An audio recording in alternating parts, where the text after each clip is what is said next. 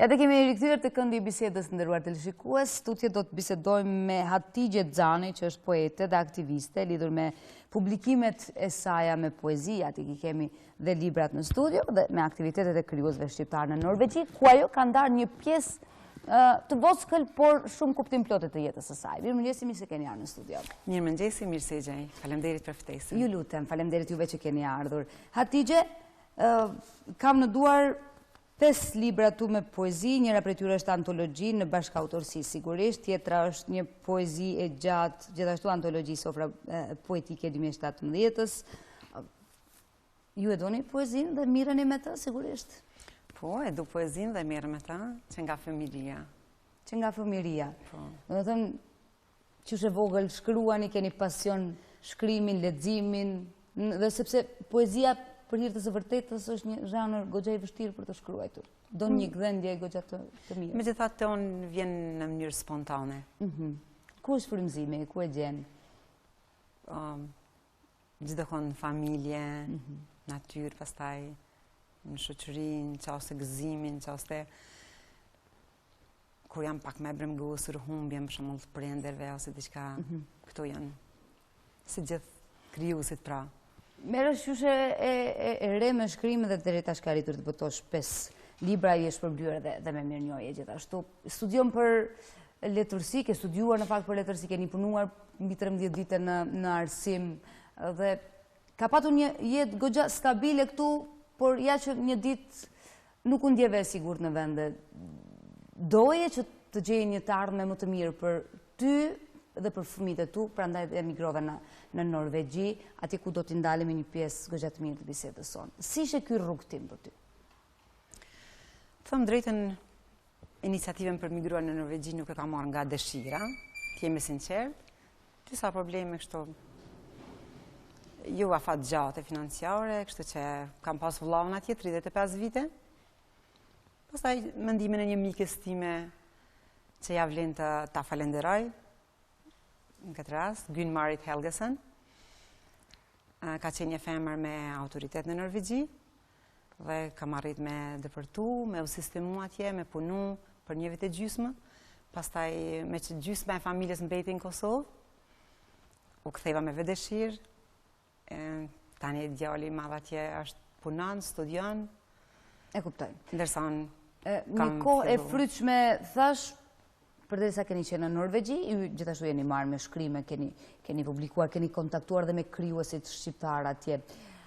Do më thuash me pak fjalë, mbase sa të organizuar janë shqiptarët në Norvegji përpara se gjithashtu dhe pastaj kjo bota artistike e krijuesve të poezisë dhe jo vetëm. Është vërtet, sikur se e ka dhe më herët, në mungesa familjes, qëndrimi larg atë dheut, sidomos unë kam qenë shumë e lidhur, jo vetëm unë, po krijuesit janë të lidhur me atë dheut, me familjen, me gjërat që kanë vlerë, në mënyrë të veçantë, them. Këtu kanë bërë që krimtaria ime gjatë kohës sa kam qëndruar në Norvegji me qenë dhe mendoj me një vlerë dhe më të theksuar dhe më të lartë se deri më parë që kam krijuar. Është vërtet, atje është organizuar jeta kulturore, funksionojnë 2 shoqata me të cilat unë kam pas bashkëpunim, shoqata Ilirida, me të cilët kam kontaktu për herë të parë pasi kam bërri, pastaj përmes asaj shoqatës kam qenë në Mysafiri në radion e shqiptarëve, Radio Rilindja, e cila funksionon në Norvegji. Kam parë që bëhen disa aktivitete, krijues të mbledhen e kanë një shoqatë që kanë themeluar ato. Nuk jam e sigurt vitin kur apo se, mirë po, funksionojnë. Dhe takimet që kem pas bashku me krijuesit në Norvegji, jem akordu që ta bëjmë një antologji, si rezultat pra i asaj pune është kjo. Kjo është antologjia që kam në dorë tani? Antologjia tjetër, antologjia e poezisë në krahët e ëndrrës. Po, në bashkëpunim me lidhjen e shkrimtarëve dhe artistëve shqiptar në Norvegji në krahët e ëndrrës. Kjo është antologjia që është bërë në fakt me një numër të autorëve, bashkautor, janë këta që po shoh prapa? Janë 12 bashkautorë, pra të cilët bashkë kem. Këta janë krijues që jetojnë në Norvegji, që jetojnë dhe veprojnë në Norvegji. Në aktivitetin atje. Musa Ramadani, Ramiz Kuçi, Fikrie Bylikbashi, Ramadan Kovaci, Avnia Gushi, Imrit Trena, Mirvete Mehmeti, Luzim Gashi, Hatixhe Xani, që jeni ju, Said Shala, Majlinda Trena dhe Naser Xani. Do të thënë këta janë 12 autorët e kësaj antologjie. Që jetoni dhe veprojnë. E kuptoj. Është përkthyer antologjia dhe në gjuhë të tjera apo do të përkthehet në të ardhmen. Besoj edhe në gjuhën norvegjeze, në gjuhën angleze, pastaj në gjuhën rumune. Ka aspirata që të ecë ka aspirata dhe kanë si plan me përkthy, domethënë është në projekt. Mirë, po deri tani është vetëm në gjuhën shqipe, se vjet ka dalë. Çfarë keni marrë nga kritika në përgjithësi për krijimtarinë tuaj poetike? Jam shumë e kënaqur, domethënë është vlerësuar mirë poezia ime. Si recenzent kam pas profesorin e mirënjohur nga Tetuva Rami Kamberin, i cili ka bërë një vështrim 2 veprave të mia, gjë që më ka bërë mundi mirë. Gjithashtu edhe poezitë që kanë qenë pjesëmarrëse këtu në këtë antologji janë vlerësuar shumë nga recenzenti i librit. Nga ndjes nëse nuk po të shikoj në fytyrë, sepse unë para pëlqej të shikoj Mysafir në fytyrë, por po marr diçka nga librat tu, po shoh se janë disa tema të lidhura gërshetazi në libra, janë disa frymëzime që janë atë dashuria pikë e parë, pastaj dashuria, malli dhe gjithçka, nostalgjia që keni ju për vendlindjen, për gjërat, për ndjesitë e veçanta, siç është familja e vendlindja. Do më thuash këto janë frymëzimet e tua? Kryesisht. Janë gjërat të prekshme, të ndjeshme dhe jo diçka abstrakte. E vërtet, po, pra. Kush është poezia që mbase do ta rishkruaj edhe një herë, po të kishe mundësi? Në kuptimin figurativ e them ta rishkruaj, sepse vazhdimisht e ndërton atë konceptin në mendjen tonë. Që kam ndje, që kam përjetuar dhe që kam një veten mirë kur e kam kriju, është poezia Nëse nuk do jem një ditë. E kam bërë një farë për mbledhin, një farë forme prej jetës time. I jetës me vdekjen? Ka i momenti kyç? Ashtu, atë krahasim e kam bërë. Dhe kam marrë një farë në një përfundim.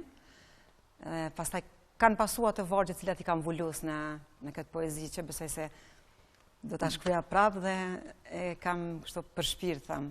Është në librin e fundit Odeon Malli. Odeoni i Mallit.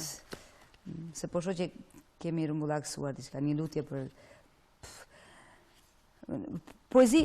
Rima është pjesë e poezive tua apo nuk e përdor shumë rimën? Jo. Rrallë nuk e përdor shumë. Atëherë kur mërzitesha, nëna e lexonte dëshpërimin tim në sy, kur lodhesha maratonës së gjatë, kur molisesha jetës, fjalët e saj me hlem kur më dëftonte ardhmërinë për te horizontit. E rrezet e dashurisë miklojnë fatet e bardha.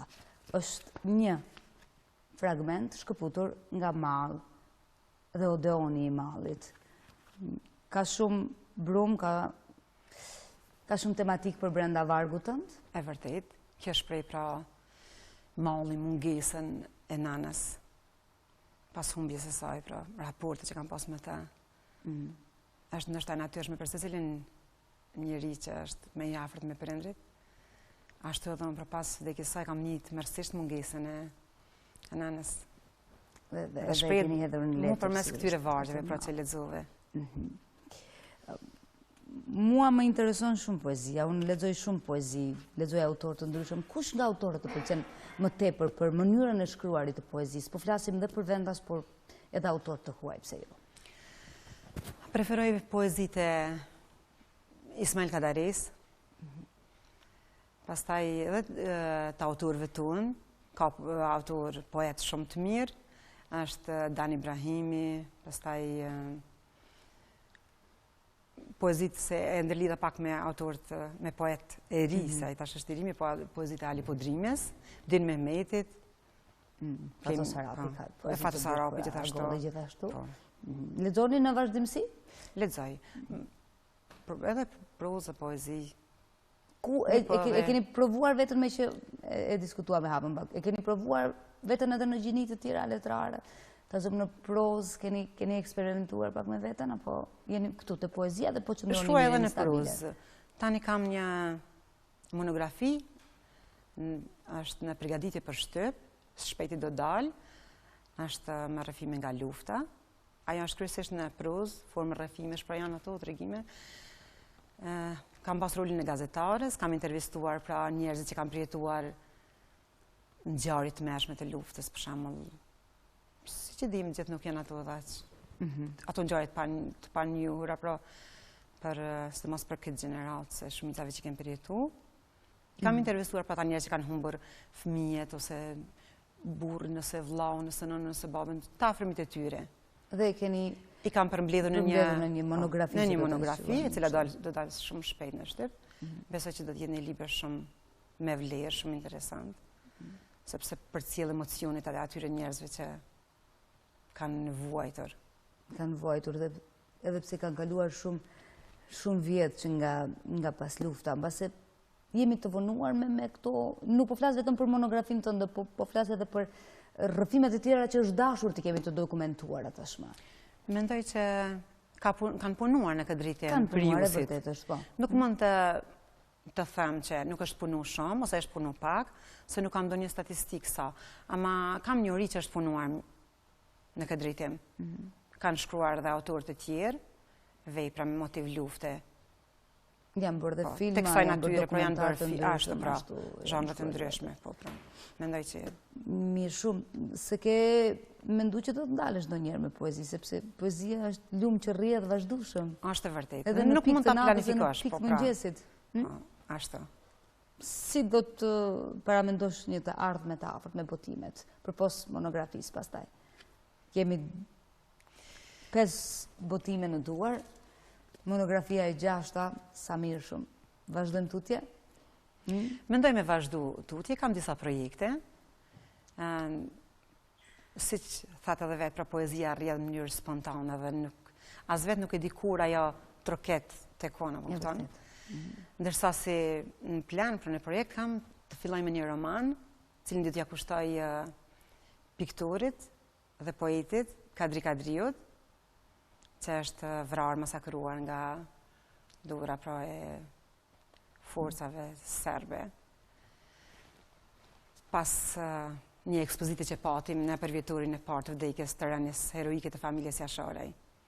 Ka qenë një vdekje shumë e rëndë dhe ka qenë një krimtari e bojshme e tij, domthonë ka bërë shumë për çështjen kombëtare. Prej kur ka qenë student.